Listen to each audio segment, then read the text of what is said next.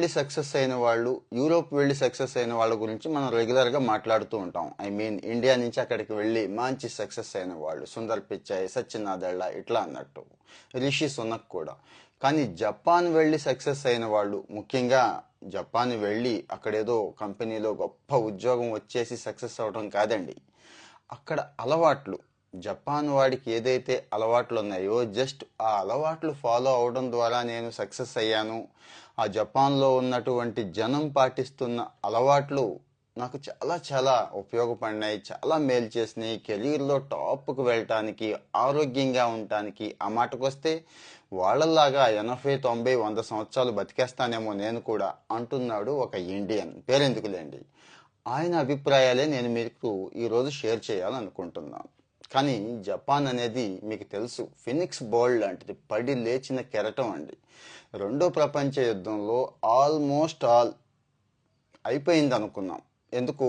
అణుబాంబు వేశారు. అణుబాంబు అంటే మామూలు విషయం కాదు. హీరోషిమా, నాగసాకి నగరాలు ఎలా అయిపోయాయి, ఆ తర్వాత వాళ్ళు ఏ రకంగా పుంజుకొని ఈరోజు వాళ్ళ స్టైల్ అంటూ వాళ్ళకుంది. డెవలప్మెంట్ నేషన్ మాత్రమే కాదు, మోస్ట్ డిసిప్లైన్డ్ నేషన్ అని కూడా అంటాము. ఇదే జపాన్ వాళ్ళు పాటిస్తున్న కొన్ని అలవాట్లు ఉన్నాయి. ఆ అలవాట్లు మనందరికీ ఉపయోగపడతాయండి. అంటే నేను ఇప్పుడు మాట్లాడాను కదా, ఆ ఎక్స్పర్ట్ చెప్పిన అలవాట్లు అన్నట్టు ఇవన్నీ మనకు ఉపయోగపడతాయి. 1 by 1 వెళదాము. మీకు ఏదైనా ఇంకా ఇంట్రెస్టింగ్గా ఉన్నా, ఏదైనా కానీ డౌట్ ఉన్నా ఖచ్చితంగా కామెంట్లో అయితే పెట్టండి. చూసి వదిలేకుండా కనీసం లైక్ చేస్తే మిగిలిన ఫ్రెండ్స్కి ఆటోమేటిక్గా వాడే పంపిస్తాడు. లేకపోతే ఫాలో అయితే నెక్స్ట్ ఎపిసోడ్స్ అన్నీ కూడా మీరు చూసే అవకాశం ఉంటుంది. మన ఛానల్లో ఎలాగూ personality development and education, health, self improvement ఇష్యూసే కాబట్టి ప్రతి వీడియోలో కూడా మంచి కంటెంట్, మంచి విషయాలే ఉంటాయండి. ఇక అలవాట్లకు వెళ్ళిపోదాం. జపాన్ వాడు ఫాలో అవుతూ మనవాడికి బాగా నచ్చిన అలవాట్లు. షవర్ అండి. ఆ షవర్ కూడా ముఖ్యంగా వామ్ వాటర్, కాస్త గోరువెచ్చటి నీళ్లు, బాగా వేడియొద్దు, గోరువెచ్చటి నీళ్లు షవర్ చేయండి అంటున్నాడు. ఎందుకంటారా? మార్నింగ్ షవర్తో స్టార్ట్ అయితే ఇంకా మెటబాలిజం ఆటోమేటిక్గా ఇంప్రూవ్ అవుతుందండి. మజిల్స్ అన్నీ కూడా చక్కగా వార్మప్ అవుతాయి, అంటే నెక్స్ట్ యాక్టివిటీకి రెడీ అయిపోతాయి అన్నట్టు. అలాగే ఆ షవర్లో ఉండే లైట్ ప్రెజర్ ఉంటుంది కదా, అంటే బాడీ మీద పడుతున్నప్పుడు చిటుకు చిటుకుమని పడుతూ ఉంటాయి కదా, ఆ ప్రెజర్ కూడా బాడీని యాక్టివేట్ చేస్తుందండి. సో మరి ఆటోమేటిక్గా అసలు స్నానం అనేదే చాలా గొప్ప విషయం. అంటే ఎన్నిసార్లు స్నానం చేస్తే అంత మంచిది అంటారు కదా. ఒకసారి అబ్జర్వ్ చేయండి. జపాన్ వాళ్ళైతే 3 సార్లు చేస్తున్నారు కాబట్టి మనం 3 సార్లు చేద్దామని కాదు. ఇప్పుడు ఎలాగూ వేసవికాలం అయిపోవస్తుంది, చల్లనీళ్ళు కూడా మంచివే. కానీ వర్షాలు పడే టైంకి గోరువెచ్చని నీళ్ళకి స్టార్ట్ చేస్తే ఎన్నిసార్లు స్నానం చేయగలిగితే 5 నిమిషాలు ఇస్తాం మహా అయితే స్నానానికి. కానీ స్నానానికి మధ్య ఉన్న 6-7 గంటల సమయాన్ని మంచి ప్రొడక్టివిటీలో పెట్టుకోవడానికి, అంటే ఆ టైంని బాగా ఉపయోగించుకోవడానికి మన బాడీ మనకు సహకరిస్తుంది, మన మైండ్ కూడా అంతే సహకరిస్తుంది. కాబట్టి ఈ షవర్కి వాళ్ళు అంత ఇంపార్టెన్స్ ఇచ్చారండి. అంటే బ్లడ్ సర్క్యులేషన్ దగ్గర నుంచి, మజిల్ రిలాక్సేషన్ దగ్గర నుంచి, ముఖ్యంగా స్ట్రెస్ లెవెల్స్ తగ్గించడంలో కూడా ఈ షవరింగ్ అనేది ఉపయోగపడుతుంది. అన్నిటికంటే ముఖ్యంగా నైట్ పూట చేసే స్నానం, గోరువెచ్చటి నీటితో చేసే స్నానం హాయిగా నిద్ర పట్టేస్తుంది. అంటే ఎంత హాయిగా పడుకుంటే అంత మంచిదని చెప్పాం కదా. ఈ మధ్య కాలంలో ఎక్స్పర్ట్స్ అంతా ఏం చెప్తున్నారు? మంచి నిద్ర కూడా చాలా ఇంపార్టెంట్, 7-8 గంటల నిద్ర బాగా బాగా అవసరం ప్రతి ఒక్కళ్ళకి అంటున్నారు కదా. సో షవర్కున్న గొప్ప విషయం అది. తర్వాత అంశం వచ్చి క్లీన్నెస్ అండి. ఇదేంటి క్లీన్నెస్కి మనకి సంబంధం ఏంటి అనుకుంటారేమో. క్లీన్నెస్ అంటే మీరు బయటికి వెళ్ళి రోడ్లు గట్రా క్లీన్ చేయటం కాదండి. అది నెక్స్ట్ లెవెల్ అన్నట్టు. ముందు అసలు మన వస్తువులన్నీ క్లీన్గా ఉంచుకుంటున్నామా అంటే ముందు మనల్ని మనం క్లీన్గా ఉంచుకోవాలి. ముఖ్యంగా మన పొట్టను క్లీన్గా ఉంచుకోవాలి. క్లీన్ అవ్వడానికి ఏం చేయాలో అది చేయాలి.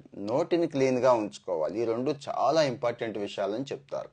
ఆ తర్వాత మన వస్తువులు, మనం వేసుకుంటున్న బట్టల దగ్గర నుంచి, మనం వాడుకుంటున్న వస్తువులు, ఉదయం లేస్తే బెడ్ సర్దుకోవడం దగ్గర నుంచి బయటికి ఆఫీస్కి వెళితే అక్కడున్న వస్తువులు చక్కగా నీట్గా ఆర్గనైజ్డ్గా పెట్టుకోవడం వల్ల ఏంటి ఉపయోగం అని మీకు డౌట్ రావచ్చండి. ఎస్, ఈ క్లీన్లీనెస్ అనేది మనకి అనవసరమైన రోగాలు, అంటు రోగాలు రాకుండా కాపాడుతుంది. అంటే కాస్తో కోస్తో క్రౌడ్లోకి వెళ్తున్నాం, జనాల్లోకి వెళ్తున్నాం అన్నప్పుడు ఒక మాస్క్ పెట్టుకునే అలవాటుని ఆటోమేటిక్గా అది చేసేస్తూ ఉంటుంది. ఇట్లాగా ఇక ఇన్ఫెక్షన్స్ వగేరా ఎన్ని రకాల దరిద్రాలు ఉంటాయో మనకు తెలుసు కదా. మన సొసైటీలో మరీ ఎక్కువ చీటికి మాటికి జలుబులు జ్వరాలు వస్తున్నాయి అంటే కారణం ఇదే. మనం జాగ్రత్తగా ఉండాలి, క్లీన్గా ఉండాలి. అలాగే మెంటల్ క్లారిటీ ఉంటుందండి. ఈ క్లీన్నెస్ వల్ల మనకి మానసికంగా ఒక క్లారిటీ ఉంటుంది. Yes, I'm clean, mister clean అంటాను చూడండి. మిస్టర్ క్లీన్ అంటే not only psychological and mental అండి, ఫిజికల్గా కూడా క్లీన్ ఉంటే మిస్టర్ క్లీన్ అనుకోవచ్చు. ఆ మిస్టర్ క్లీన్ అనేది మనకు మనం అప్లై చేసుకుంటే ఎంత కాన్ఫిడెన్స్తో ఉంటాం, ఎంత బాగుంటాం. ఇంకా ఆటోమేటిక్గా ఫిజికల్ యాక్టివిటీ కూడా ఈ క్లీనింగ్లో కొన్ని క్యాలరీస్ బర్న్ అవుతాయి. మీకు తెలుసు కదా, పక్క బట్టలు మడత పెట్టడం దగ్గర నుంచి మన వస్తువులు బాత్రూమ్ క్లీన్ చేసుకోవడం దగ్గర నుంచి మన బెడ్రూమ్ క్లీన్ చేసుకోవడం, ఆఫీస్లో వస్తువులన్నీ సర్దుకోవడం, ఇవన్నీ కూడా మనిషి ఎదగడానికి ఉపయోగపడతాయి. కాబట్టి జపాన్ వాళ్ళు దీనికి అంత ప్రిఫరెన్స్ ఇస్తున్నారు. మంచి అనేది ఎక్కడున్నా తీసుకోవచ్చు కదండి. సో తీసుకుందాం. తర్వాత వచ్చి డైలీ ఎక్సర్సైజ్ అండి. ఎక్సర్సైజ్ అంటే జిమ్కే వెళ్ళాలి, 3-4 వేలు 10,000 కట్టాలని ఏం పెట్టుకోక్కర్లేదు. వాకింగ్ జాగింగ్ దగ్గర నుంచి ప్రతి దాన్ని ఎక్సర్సైజ్ అంటాం. కాకపోతే కంప్లీట్ బాడీ స్ట్రెచ్ అవ్వడానికి వీళ్ళు ప్రిఫరెన్స్ ఇస్తారండి. కంప్లీట్ బాడీ స్ట్రెచ్ చేస్తూ చేసే ఎక్సర్సైజులు మంచివి అంటారు. నా సలహా అయితే డాన్స్కి ఈ లక్షణం ఉంటుంది. ఇదే డాన్స్లో మంచి ముద్రలు ఉంటాయండి, యోగ ముద్రలు అంటాం కదా. కూర్చొని చేస్తేనే అంతున్నప్పుడు నించొని శరీరం అంతా ఉపయోగిస్తూ అటు కాళ్ళు చేతులు కూడా ఒక ముద్రలోకి ఒక భంగిమల్లోకి తెచ్చుకునే శక్తి డాన్స్కు ఉంటుంది. వెస్ట్రన్ కంటే కూడా ఈ విషయంలో మన క్లాసికల్ అద్భుతం అండి. కొన్ని వేల సంవత్సరాల కృషి ఫలితం కాబట్టి మన మునులు మన పూర్వీకులు ఇచ్చారండి ఈ డాన్స్ని. నటరాజస్వామి దగ్గర నుంచి వెంపటి చిన్నసత్యం గారి వరకు చేసిన కృషి, మధ్యలో సిద్ధేంద్ర యోగి గారు, ఇలాంటివి చాలా ఉన్నాయి. అంటే ఫర్ ఎగ్జాంపుల్ కూచిపూడే తీసుకుందాం, తెలుగు వాళ్ళం కాబట్టి. ఇలాంటి క్లాసికల్ అనేది ఏదో చిన్నపిల్లలకి అనుకుంటాం కానీ పెద్దవాళ్ళకి బాగా బాగా ఉపయోగపడుతుంది. నేనైతే రెగ్యులర్గా ప్రాక్టీస్ చేస్తూ ఉంటాను కాబట్టి ఇంత ఫిట్గా ఉన్నానేమో అనిపిస్తూ ఉంటుంది. మీరు కూడా ఇలాంటి ఛాన్స్ వదులుకోకండి. ఎందుకంటే ప్రత్యేకంగా బాడీ స్ట్రెచెస్ చేయాల్సిన అవసరం ఉండదండి. దీనివల్ల ఏంటి ఉపయోగం అంటారా, మంచి ఫ్లెక్సిబిలిటీ వస్తుంది, మజిల్కి మంచి స్ట్రెంగ్త్ వస్తుంది. అన్నిటికంటే ముఖ్యంగా గుండె జబ్బులు ఎక్కువైపోయినాయి కదా, 20-30లకు కూడా టప్పా కట్టేస్తున్నారు కొంతమంది. ఇది సెడెంటరీ లైఫ్ స్టైల్ వల్ల, కూర్చొని ఉండటం వల్ల. ఇలాంటి వాళ్ళకి బ్రహ్మాండంగా ఉపయోగపడుతుంది. కార్డియోవాస్కులర్ హెల్త్ అంటాం కదా, గుండెకి సంబంధించిన ఆరోగ్యం బాగుంటుంది, గుండె గట్టిపడుతుంది. అలాగే ఇక కోఆర్డినేషన్ కూడా, చక్కటి కోఆర్డినేషన్ ఇంప్రూవ్ అవుతుంది. మన కళ్ళకి, మన మెడకి, మన చేతులకి, కాళ్ళకి, వీటన్నిటి మధ్య జనరల్గా కోఆర్డినేషన్ ఉండదండి. కానీ ఈ డాన్స్లో ఇందులో ఈ గొప్ప విద్యలో ఈ అవకాశం ఉంటుంది. అన్నిటికంటే ముఖ్యంగా మెంటల్ హెల్త్ అండి.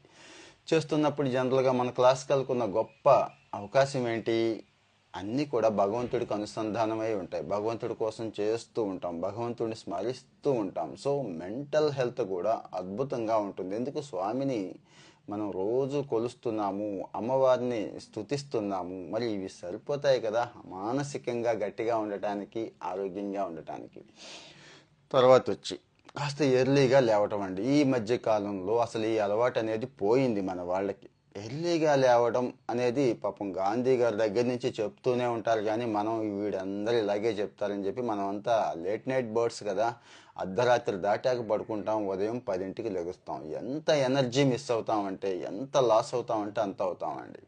ఒక్కసారి మెల్లగా కష్టపడి మనం ఎర్లీగా లేవటం, 5-5:30 ఎర్లీ అంటే సరిపోతుందండి. 5 AM క్లబ్ అని తెలుసు కదా రాబిన్ శర్మది, వీలైతే అది కూడా చదవండి. 4 చాప్టర్లు చదివితే మిగిలిన మొత్తం పూర్తి చేస్తారు. చాలా చిన్న పుస్తకం అది కూడా.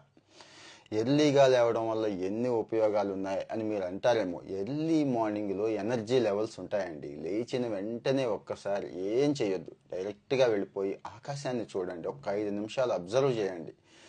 కాస్మిక్ ఎనర్జీ అంటాను చూడండి, అది మనలోకి ట్రాన్స్ఫర్ అవుతుందండి. ఆకాశం ఎంత బ్యూటిఫుల్గా ఉంటుంది, ఆ బయట వాతావరణం. ఇప్పుడు ఎలాగో ఎండ తగ్గిపోయింది కదా, ఎండాకాలమైనా పర్వాలేదు, వీస్తున్న చల్లటి గాలి, ఇవన్నీ కూడా మిమ్మల్ని రిఫ్రెష్ చేస్తాయి. సాయంత్రం వరకు కూడా మీ ఎనర్జీ లెవెల్స్ పెంచడానికి, ముఖ్యంగా మానసిక ఆరోగ్యాన్ని మెరుగుపరచడానికి. అలాగే ఉదయం ఎన్నో పనులు చేస్తుంటాం కదా, ఈ పనులన్నీ కూడా ఎంత ప్రొడక్టివిటీ పెంచడానికి ఉపయోగపడతాయండి. అది తర్వాత వచ్చి ప్రొడక్టివిటీ అంటున్నాం కదా, ఈ ప్రొడక్టివిటీ ఎక్కడి నుంచి వస్తుందండి? టైం.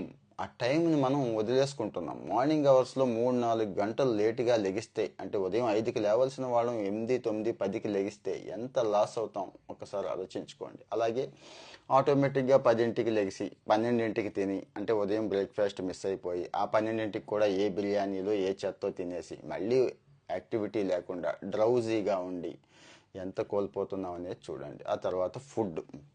ఇంక ఈ ఫుడ్ విషయంలో అసలు ఓట్స్ తినాలా, లేకపోతే స్ప్రౌట్స్ తినాలా, అవి తినాలా, ఇవి తినాలా, లేకపోతే ప్రోటీన్ పౌడర్ తినాలా, చాలా మందికి చాలా రకాలైన డౌట్స్ ఉంటూ ఉంటాయి. జనరల్గా ఇవి ఏమి పెట్టుకోకర్లేదండి. మన ఫుడ్ ఏంటి, మన పూర్వీకులు మనకి ఇచ్చింది అదే తిందాం. ఫర్ ఎగ్జాంపుల్ అందరికీ కామన్ రైస్, తప్పేమి లేదు, ఆ రైస్నే కంటిన్యూ చేయాలి. కానీ అంత రైస్ తినడం, పాలిష్డ్ తినడం, బాస్మతి తినడం, దాన్ని బిర్యానీలో వేయటం, ఆ రైస్లో రకరకాల ఆయిల్స్, ఆ ఫ్రైడ్ ఈ ఫ్రైడ్, అలా కాకుండా రైస్ని రైస్గా తీసుకోండి. రా రైస్ అంటే కాస్త కాస్త మరపట్టిన ధాన్యం అంటాం చూడండి, అలాంటివి తీసుకోండి. అలాగే ఎంత రైస్ తీసుకుంటున్నామో అంత కూర అండి. మళ్ళీ కూర అనగానే చికెన్, మటన్ అటు వెళ్ళిపోవద్దు. మన పూర్వీకులు మనకి కొన్ని జీన్స్ ఇచ్చారు. వాళ్ళు ఏమైతే తిన్నారో, అంటే రైస్ తిన్నారు కదా, ఆ జీన్స్ మనకు అలవాటైనవి. వాళ్ళు కూరగాయలు మొదటి నుంచి, వాళ్ళు ఏ పళ్ళు అయితే మొదటి నుంచి తింటున్నారో, ఫ్రూట్స్ అవి ఉన్నాయి, అవి తేలిగ్గా బాడీ తీసుకుంటుంది కాబట్టి ఇవి సరిపోతాయండి. దీనికి తోడు ఎనర్జీ కోసం ప్రోటీన్ డైట్, అంటే జపాన్ వాడు ఏం చేస్తాడు, ఫిష్ ఎక్కువ అందుబాటులో ఉంటుంది కాబట్టి ఫిష్ ఖచ్చితంగా ఉంటుందండి రెగ్యులర్గా. ఎందుకు? ఒమేగా 3 ఫ్యాటీ యాసిడ్స్ ఉంటాయి, మంచి ప్రోటీన్ అందుద్ది. లీన్ ప్రోటీన్ అంటాం కదండి, శరీరానికి హాని చెయ్యని ప్రోటీన్ ఉంటుంది కాబట్టి ఆ ఫిష్ అనేది బ్రహ్మాండంగా ఉపయోగపడుతుంది. మనం కూడా తీసుకోవచ్చు. మనకి ఇంకా బ్రహ్మాండమైన నట్స్ ఉన్నాయండి, వేరుశనగ దగ్గర నుంచి, గుమ్మడి దగ్గర నుంచి. ఈ ప్రోటీన్ అన్నీ కలిపి రైస్తో కలిపి రైస్కి సమానంగా కూరను తీసుకుంటే ప్రత్యేకంగా డైట్ ఫాలో అవ్వాల్సిన అవసరం ఉండదు. అలాగే కడుపు నిండా తినేయకూడదు. వీళ్ళెవ్వరు కూడా ఈ జపాన్లో 60-70% మంది, 60-70% నిండే వరకే తింటారు. మనం కూడా అది అలవాటు చేసుకోండి. కావాలంటే మళ్ళీ కొద్దిగా వేయొచ్చు 2-3 గంటల తర్వాత పొట్టలో, ఇబ్బంది ఏముంది? అన్నిటికంటే ముఖ్యంగా ఇదే ఫుడ్లో ఫెర్మెంటెడ్ ఫుడ్స్ చాలా చాలా ఇంపార్టెంట్. ఎక్కువ ఆలోచించవద్దు. ఫెర్మెంటెడ్ ఫుడ్స్ అనగానే మన మజ్జిగ, మన పెరుగు సరిపోతాయి. ఇంక పెద్దగా వెళ్ళొద్దండి. అందరూ జనరల్గా మన ఫాలోవర్స్లో ఎక్కువ మిడిల్ క్లాసు, బిలో మిడిల్ క్లాసే ఉన్నారు కాబట్టి నేను కూడా అది ఆలోచిస్తూ ఉంటాను ఎప్పుడు కూడా. ఈ రేంజ్లోనే, అంటే తక్కువ ఖర్చులోనే ఎక్కువ ప్రతిఫలం పొందేవి చెప్పాలి అని చెప్పి. సో ఇప్పుడు నేను చెప్తున్న ప్రతి విషయాన్ని కూడా స్టడీ చేసి ప్రూవ్ చేసుకున్న తర్వాత, ఎక్స్పర్ట్స్ ఒపీనియన్ తీసుకున్న తర్వాతే చెప్తాను కాబట్టి మీరు వేరే రకమైన ఆలోచనలు ఏమీ పెట్టుకోవక్కర్లేదండి. అలాగే డ్రింక్ అనగానే మనకి చాలా చాలా అలవాట్లు ఉంటాయి. తాగుడు అలవాటు ఉండకపోవడం బెస్ట్ అంటాను. ఎందుకు తాగుతారో నాకైతే అర్థం కాదు. సరే, ఉన్నప్పుడు కాస్త ఆరోగ్యవంతమైన డ్రింక్స్ ఉన్నాయి, అందులో కూడా వైన్ లాంటివి. అంటే నేను సజెస్ట్ చేయట్లేదు, కానీ తీసుకునే క్రమంలో ఆ వైన్ లాంటివే పుచ్చుకోండి అంటాను నేను. అంతకు మించి ఎందుకండి అనవసరమైన ఖర్చు, ఇల్లు గుళ్ళ ఒళ్ళు గుళ్ళ. ఇంకా తర్వాత వచ్చి మన డ్రింక్స్ ఉన్నాయి. అశ్వగంధ దగ్గర నుంచి, గ్రీన్ టీ దగ్గర నుంచి, రెగ్యులర్గా తాగే టీ, కాఫీల దగ్గర నుంచి, అంటే లిమిటెడ్గా 1-2 లిమిట్ తీసుకోవాలి అంటారు. రీసెంట్గా మమ్ముట్టి గారి ఇంటర్వ్యూ మీరు చూసారో లేదో. మమ్ముట్టి 70 సంవత్సరాలు దాటిపోయినా కానీ అంత యాక్టివ్గా, అంత ఎనర్జెటిక్గా ఎలా ఉన్నాడు? ఆయనకు జీన్స్ వచ్చేసినాయి, వాళ్ళ ఫాదర్ మదర్ నుంచి వచ్చేసినాయి. కొంతమందికి అలా కలిసి వచ్చేస్తూ ఉంటుందంటాం కదా, కాదండి. విపరీతమైన వర్కౌట్లు చేసేస్తాడు, షారుఖ్ ఖాన్, సల్మాన్ ఖాన్ లాగా కండలు తిప్పేస్తాడంటే అది కూడా లేదు. జనరల్గా యోగా చేస్తాడు, వాకింగ్, ఎంత కావాలో అంత గంటన్నర కేటాయించుకుంటాడు. కానీ ఆయన చెప్పింది ఒక విషయం చాలా చాలా ఇంట్రెస్టింగ్గా ఉంటుందండి. నేను లైఫ్లో ఏది మిస్ అవను అంటాడు. బిర్యానీ తింటాడు, కానీ ఇంతే తింటాడు, తిన్నాను అనిపించుకోవడానికి, ఆ సాటిస్ఫాక్షన్ కోసం. స్వీట్స్ తింటాడు, ఇంతే తింటాడు. డ్రింక్స్ తీసుకుంటాడు, లిమిట్గా తీసుకుంటాడు. అంటే అన్నిటినీ కోల్పోయామనేది సైకలాజికల్గా పెట్టుకోవాల్సిన అవసరం లేదు.